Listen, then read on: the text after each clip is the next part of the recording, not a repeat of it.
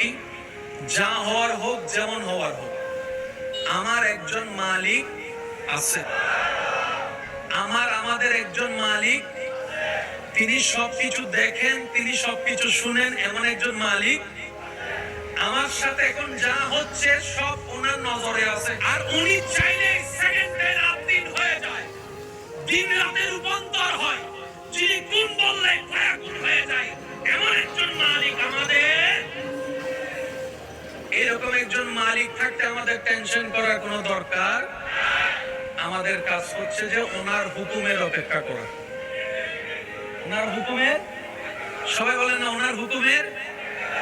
উনি যাই দিবেন সেটাই খুশি মনে আমরা আপন করে নিব, অধৈর্য অস্থির হব না। চিৎকার দিয়ে বলেন ইনশাআল্লাহ, আরো জোরে বলেন ইনশাআল্লাহ। মনে রাখবেন।